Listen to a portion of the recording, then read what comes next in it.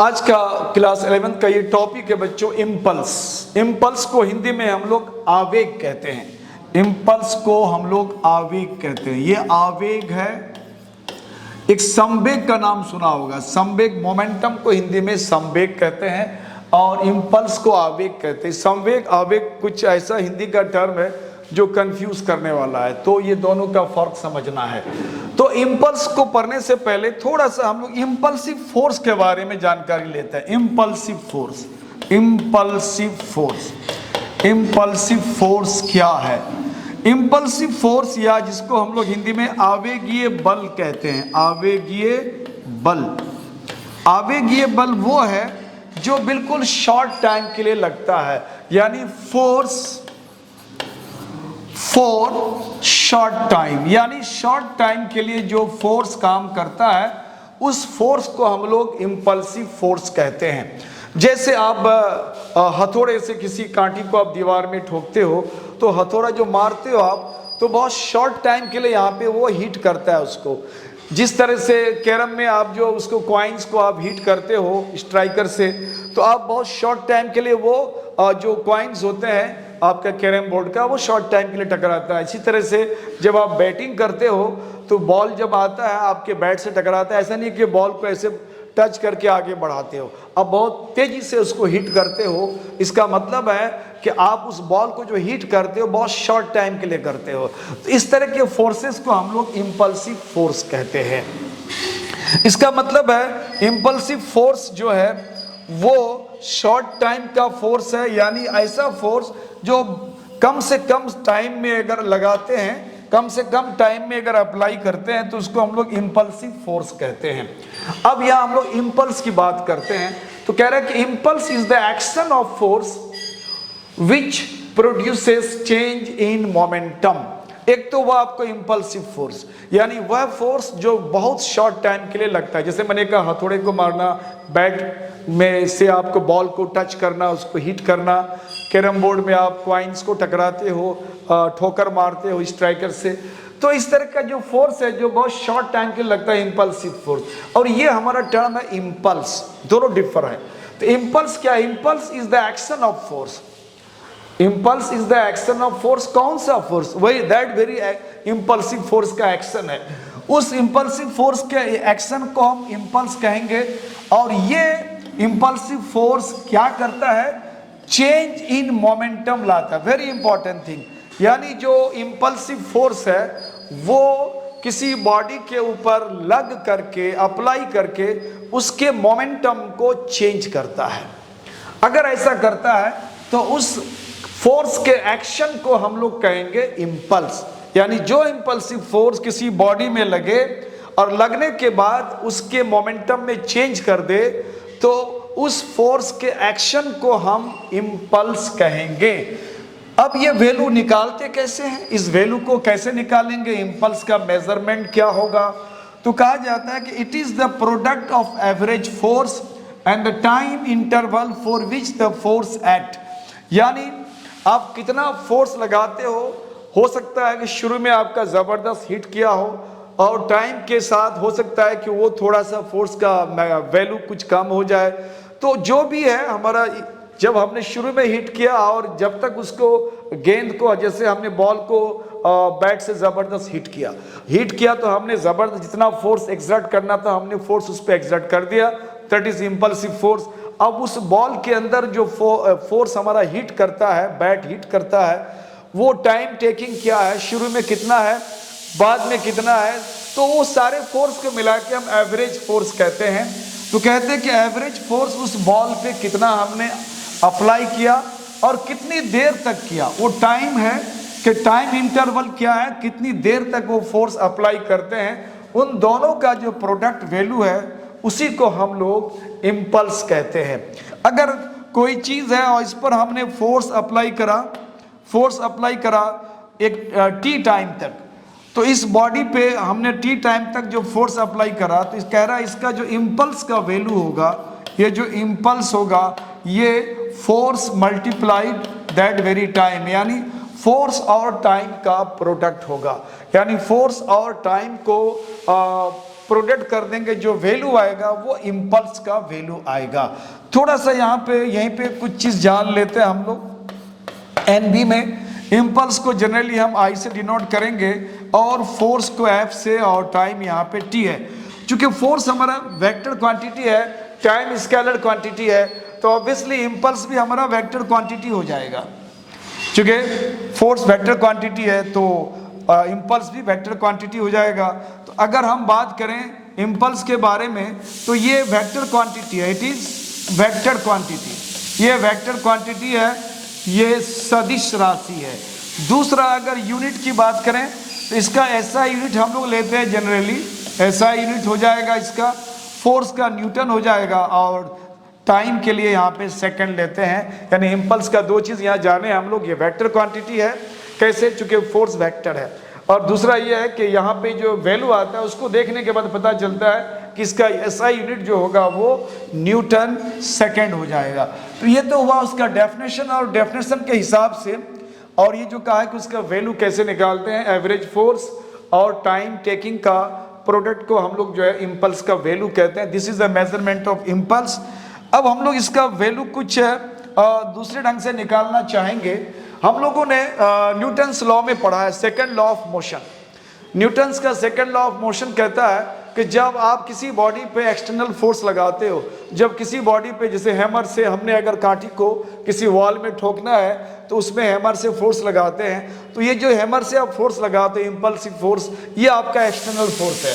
तो न्यूटन साहब ने कहा है कि आप किसी बॉडी पे जब एक्सटर्नल फोर्स लगाते हो, मान लो एक कोई बॉडी है और आपने इस पर एक्सटर्नल फोर्स लगाने की कोशिश करा और इस बॉडी का मास m है, और मान लो पहले से अगर ये मूव कर रहा था, फर्ज करो सपोज दैट कि पहले से उसका वेलोसिटी v था और आपने फोर्स इसमें अप्लाई करा तो v चेंज कर गया, u चेंज कर गया, इनिशियल वेलोसिटी u था और ये फोर्स लगने के बाद चेंज हो गया और चेंज होके इसका वेलोसिटी v हो गया। तो ऑब्वियसली जब आपने फोर्स लगाया तो इसके मोमेंटम में चेंज होगा। मोमेंटम क्या है, इनिशियल मोमेंटम अगर कहें, इनिशियल वेलोसिटी पहले बिफोर फोर्स लगने से पहले उसके मोमेंटम की अगर बात करें तो उसका मोमेंटम क्या था, मास इनटू वेलोसिटी mu था।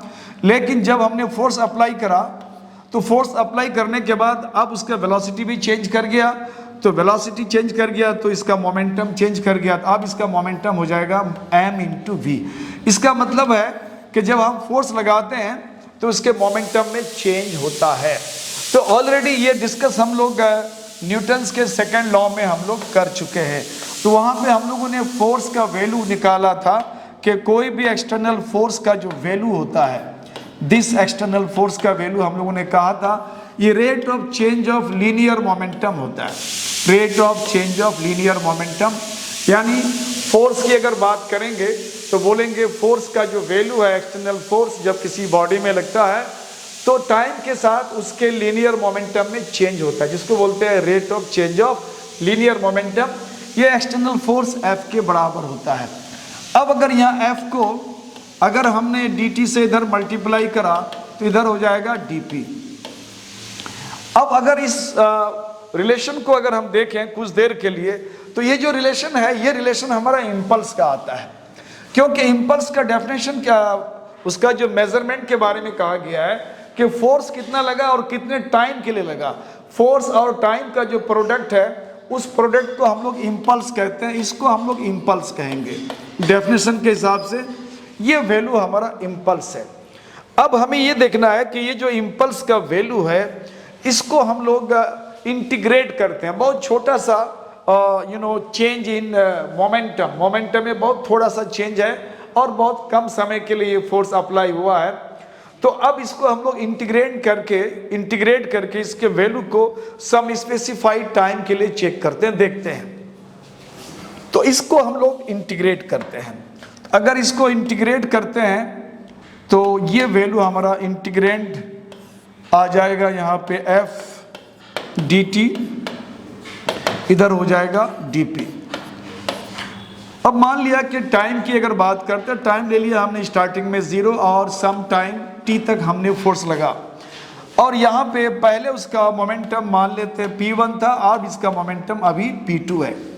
तो अब ये इंटीग्रेशन करने के लिए यहाँ पे फोर्स हमारा कांस्टेंट है, फोर्स को हमने चेंज करने की बात नहीं करा है, क्योंकि फोर्स को हम एवरेज फोर्स की बात करते हैं। एवरेज का मतलब है हमने इनिशियल और फाइनल पॉइंट तक जितना फोर्स उसमें अप्लाई करा उस पूरे फोर्स को हम एफ ले लेते हैं। तो अब यह इंटीग्रेशन हमारा टी के लिए हो जाएगा। टी हमारा वेरी करता है और टाइम का वैल्यू लोअर लिमिट 0 और अपर लिमिट टी हो जाएगा। इसी तरह से डीपी का अगर हम लोग इंटीग्रेशन करते हैं तो ये डीपी हो जाएगा, लोअर लिमिट P1 है और अपर लिमिट P2 है।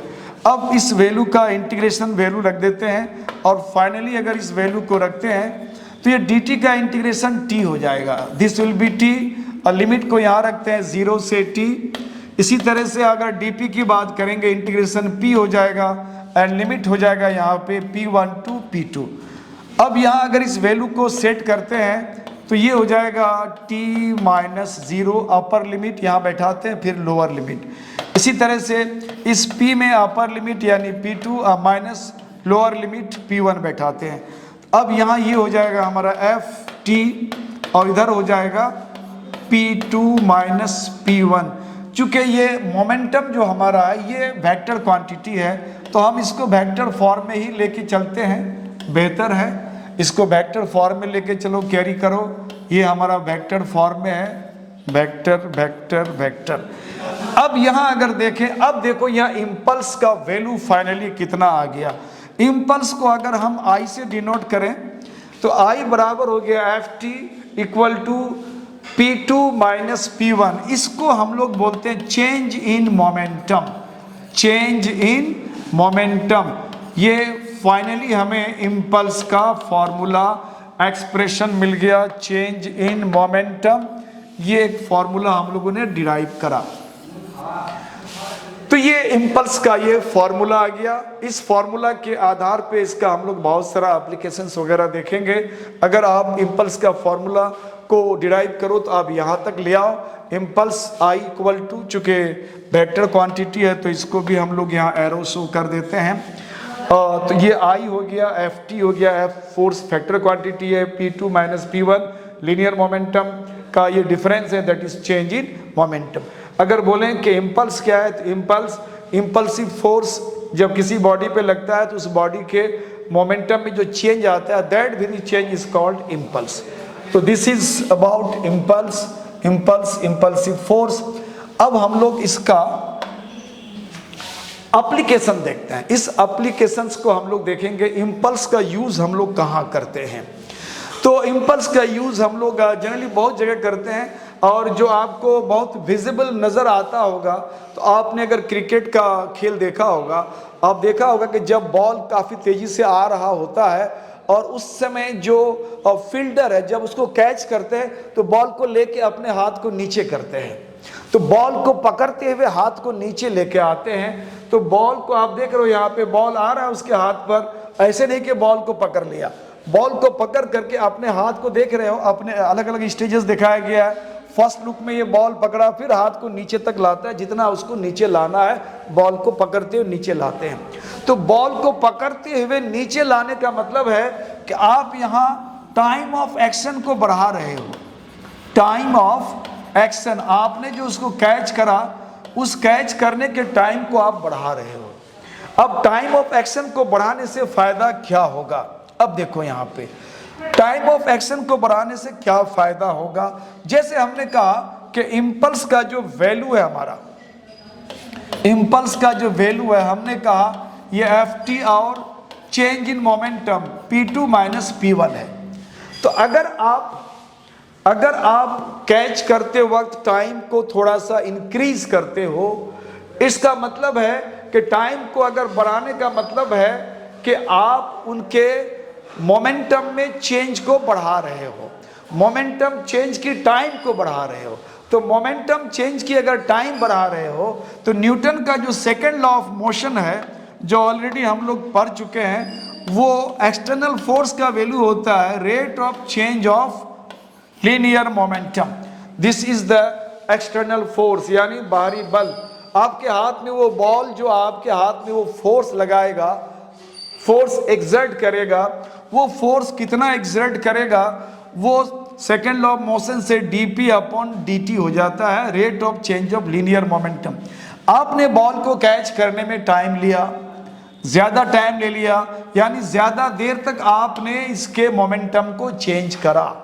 यानी मोमेंटम को चेंज करने में अगर आप टाइम ज्यादा लगाते हो तो ऑब्वियसली ये वैल्यू कम हो जाएगा, यानी रेट ऑफ चेंज क्या हो जाएगा, कम हो जाएगा। मान लो हमने किसी चीज में चेंज किया 10 और ये चेंज हमने चेंज को हमने बहुत कम समय में चेंज कर लिया।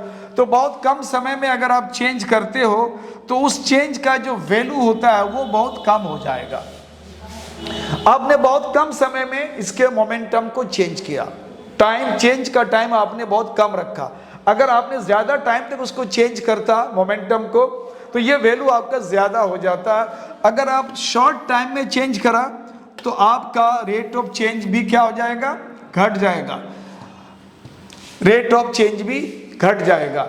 अगर टाइम को आप बढ़ाते हो, शॉर्ट टाइम में चेंज करते हो, तो जब शॉर्ट टाइम में मान लो अगर बहुत कम समय में इसको चेंज करते हो तो कम समय का मतलब है कि आप इसके चेंज इन मोमेंटम को बहुत फास्ट कर रहे हो, चेंज इन मोमेंटम को आप फास्ट कर रहे हो। और ज्यादा टाइम तक अगर चेंज करते हैं तो चेंज इन मोमेंटम को हम क्या करते हैं, शॉर्ट करते हैं, यानी लॉन्ग ड्यूरेशन तक करते हैं। तो अब अगर चेंज इन मोमेंटम मान लो हमारा कुछ देर के लिए 10 है और इसको हमने 5 सेकंड में करा चेंज, तो ये वैल्यू हमारा 2 आ जाएगा। अगर चेंज मान लो उसका न्यूमेरिकल वैल्यू ले लिया कुछ देर के लिए 10 और हमने उसको 2 सेकंड में ही टाइम टेकिंग हमारा 2 सेकंड है, तो ऑटोमेटिकली ये वैल्यू क्या आ जाएगा, 5 हो जाएगा। तो अगर किसी चेंज को करने में अगर आप टाइम बढ़ाते हो तो उसका चेंज का जो वैल्यू है वो कम हो जाएगा। किसी चेंज को करने में अगर टाइम बहुत कम कर देते हो, शॉर्ट कर देते हो, तो चेंज करने का जो वैल्यू है वो ऑटोमेटिकली बढ़ जाएगा। तो कहा जाता है कि हमने उसको कैच करने में टाइम को बढ़ा दिया, टाइम को हमने बढ़ा दिया, कुछ देर तक हाथ को नीचे तक लाया तो टाइम बढ़ाया आपने, रेट ऑफ चेंज को घटा दिया। टाइम बढ़ेगा तो रेट ऑफ चेंज क्या हो रहा है, घट रहा है। टाइम घटेगा तो रेट ऑफ चेंज क्या होगा, बढ़ जाएगा। और rate of change of momentum को फोर्स कहते हैं। यानी आपने टाइम को बढ़ाया, यानी मोर टाइम, टाइम आपने बढ़ा दिया, more time less change in momentum में जो रेट ऑफ चेंज है वो हमारा लेस हो गया। और सेकेंड लॉ ऑफ मोशन में अगर लेस मोमेंटम का उसका चेंज है या चेंज इन मोमेंटम अगर कम है तो फोर्स का वैल्यू भी हमारा कम होगा। इसका मतलब लेस अमाउंट ऑफ फोर्स हमारे हाथ में या फील्डर के हाथ में जो फोर्स लगेगा बच्चों वो कम लगेगा। तो इसलिए कैच करते वक्त जो फील्डर होता है वो बॉल को कैच करते हुए नीचे की तरफ हाथ लेके आते हैं।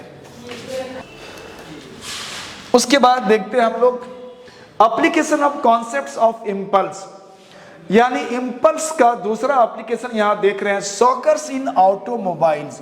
आप देखे होंगे बाइक में जनरली ये चीज आपको नजर आता होगा। इसी तरह के जितने भी व्हीकल्स है, जितने भी ऑटोमोबाइल्स है, व्हीकल्स है, गाड़ियां हैं, उन गाड़ियों में जो है जनरली ये सॉकर्स लगा होता है। ये सॉकर्स करता क्या है, जैसे ये सॉकर्स लगा है, अब अचानक कहीं जर्क आ गया, गड्ढा आ गया, उबड़ खाबड़ आ गया, तो अचानक उबड़ खाबड़ में गाड़ी अगर पड़ेगा तो उसमें जो जितने भी सफर करने वाले लोग होते हैं उनको वो जर्क डायरेक्ट मतलब कि हिट करेगा। जितना जबरदस्त कहीं रास्ते में चोट लगेगा वो डायरेक्ट व्हीकल को लगेगा और उससे उसके अंदर जितने भी यात्री लोग होते हैं, जितने भी सफर करने वाले लोग होते हैं, सब वो फील करेंगे। उन लोगों को जर्क का झटका कब लगे तो ये जो हमारा सॉकर है ये सॉकर लगा दिया जाता है। ये सॉकर क्या करेगा, अब यहाँ पे जर्क फोर्स यहाँ लगा, इस जगह लगा, अब ये जगह क्या करेगा, ये स्प्रिंग होते हुए, स्प्रिंग दब जाता है, तो स्प्रिंग होते हुए यहां से होते हुए गाड़ी का जो बॉडी है, गाड़ी के बॉडी तक आने में ये सॉकर जो है, ये स्प्रिंग जो है उसको टाइम टेकिंग को बढ़ा देता है, यानी ये टाइम ऑफ एक्शन को, रोड में जो जर्क हुआ, टाइम ऑफ एक्शन को वो इंक्रीज कर देता है। अभी हमने कहा कि टाइम ऑफ एक्शन अगर इंक्रीज हो जाएगा, टाइम ऑफ एक्शन अगर बढ़ जाएगा, तो ऑटोमेटिकली उसका जो मोमेंटम का चेंज है, रेट ऑफ चेंज घट जाएगा। टाइम बढ़ाओगे, मोमेंटम का रेट ऑफ चेंज घट जाएगा, और rate of change of momentum को हम लोग एक्सटर्नल फोर्स कहते हैं, यानी जर्क फोर्स जो उस व्हीकल पर लगेगा, उस फोर्स का जो इम्पैक्ट है वो कम हो जाएगा। इसलिए सॉकर्स हम लोग लगाते हैं व्हीकल्स में। अब आता है दूसरा, तीसरा एप्लीकेशन है, application of concepts of impulse में आता है बफर्स इन बॉगीज। आप अगर रेल में सफर करते हो तो आप देखोगे कि हर बॉगी के अंत में, एंड में, दोनों सिरों में इस तरह का ये डिवाइस लगा होता है, आपने देखा होगा। इन डिवाइस को हम लोग बफर्स कहते हैं। ये बिल्कुल अभी जो हमने कहा कि ये बाइक का जो हमने यहाँ सॉकर दिखाया, जो आपके छोटे छोटे व्हीकल्स में होता है, उसी तरह का ये फंक्शन यहाँ भी होता है। जिस तरह से वहाँ वो ब्रेक, वहाँ पे जो स्प्रिंग है, वो स्प्रिंग जर्क को, रोड के जर्क को गाड़ी के बॉडी तक पहुँचने में टाइम लगाता है। स्प्रिंग दबेगा और वो होते होते ऊपर तक आता है, टाइम लेता है, टाइम ऑफ एक्शन को बढ़ाता है। तो इसी तरह से ये रेल का जो बॉगी है, जब इनको शंटिंग किया जाता है, एक बॉगी को दूसरे बॉगी के साथ जोड़ना होता है, तो होता है कि जैसे ये बॉगी यहाँ पे खड़ी है और इस बॉगी को इधर से लेके आ रहे हैं, तो उसका मोमेंटम ज्यादा होगा, क्योंकि बॉडी है तो मास तो उसका बहुत ज्यादा होगा, हेवी मास होगा। और अगर धीरे से भी आता है तो ये धीरे से आते हुए भी बहुत जबरदस्त झटका लगेगा। यहाँ पे जोर का जो झटका है वो धीरे से भी लगा सकता है, क्योंकि इसका मास जो है बहुत हेवी होता है, पूरे बॉगी का मास है। तो अब वो आते हुए अगर जबरदस्त इसमें अगर झटका लगा देगा, इसमें अगर कोई स्प्रिंग टाइप, जैसे अभी हमने कहा शॉकर्स, उस तरह का अगर डिवाइस अगर लगा नहीं हो, तो पूरा का पूरा झटका जो है इस बॉगी को लग जाएगा, और जितने पैसेंजर्स हैं उसको जबरदस्त झटका लगेगा, बहुत जबरदस्त जर्क होगा। उसको ये जर्क को मिनिमाइज करना है, कम से कम करना है।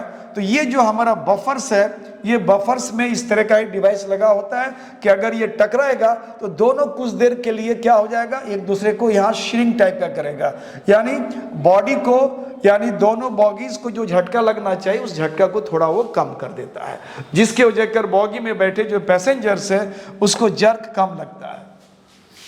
नेक्स्ट आता है क्रॉकरी को रैप करते हैं स्ट्रॉ या थर्मोकोल में। आप चीनी मिट्टी का सामान वगैरह खरीदते हो, जैसे यहाँ पे चीनी मिट्टी का बना हुआ सामान है, और ये सामान होता क्या है, बाहर से अगर कहीं से ठोकर लग गया तो वो ब्रेक कर सकता है, टूट सकता है। तो अब इसको हम लोग किसके अंदर रैप करते हैं, तो ये थर्मोकोल होता है। थर्मोकोल के अंदर इसको पहले स्ट्रॉज होता था, पॉल हुआ, कपड़ा हुआ, कुछ ऐसे चीज से उसको लपेट के हम लोग रखते हैं, सो दैट कि अगर बाहर से कहीं जर्क लगता है, उसको ठोकर लगता है, बाहर से कहीं अगर इसको जर्क लगता है तो ये जर्क डायरेक्ट इस जो हमारे पास यहाँ कप है, इस कप तक नहीं पहुंचे। ये जो थर्मोकोल है, थर्मोकोल पर लगेगा, थर्मोकोल पर लगेगा। तो थर्मोकोल क्या करता है, उस जर्क फोर्स को यहाँ से जहाँ वो टच करता है, ठोकर लगता है, वहाँ से इसके बॉडी तक पहुँचने के लिए थोड़ा सा टाइम ऑफ एक्शन को बढ़ा देता है, और टाइम ऑफ एक्शन को बढ़ा देगा। अभी हमने कहा कि जर्क का जो फोर्स का इम्पैक्ट है वो इम्पैक्ट घट जाएगा, तो इसलिए इसको हम लोग थर्मोकोल के अंदर रैप करते हैं, सो दैट कि इम्पल्सिव फोर्स इस पे काम करे, तो ये ब्रेक नहीं करे, टूटे नहीं। अब ऐसा नहीं है कि आपने थर्मोकोल में इसको रैप कर लिया, बंद कर लिया, तो जहां चाहो उठा पटक कर, तो ऐसी बात नहीं है। ये हल्के फुल्के जर्क फोर्स के ठोकर के वजह से जो टूट सकता है, उससे उसको सेफ है, सेफ्टी देता है। ऐसा नहीं कि जबरदस्त हथौड़े से मार दो उसको तब तो चकनाचूर हो जाएगा, ऐसा नहीं होगा। ये जस्ट हल्का फुल्का ठोकर उकर से ये बचाने का काम करता है। तो यहाँ पे हम लोगों ने इम्पल्स के बारे में पढ़ा और इम्पल्स के यूज के बारे में पढ़ा। ये आपको क्लास 11th का बहुत बेहतरीन टॉपिक है। तो इस तरह से आप हमारे साथ बने रहें। आप जब भी हमारी इस क्लासेस को आप देखें तो आप पेन एंड पेपर लेके ज़रूर बैठ जाएं। आप चाहे तो आप हमारे साथ साथ इसको पॉज करके आराम से आप नोट्स भी बना सकते हो। Thank you for watching my channel. Keep it up.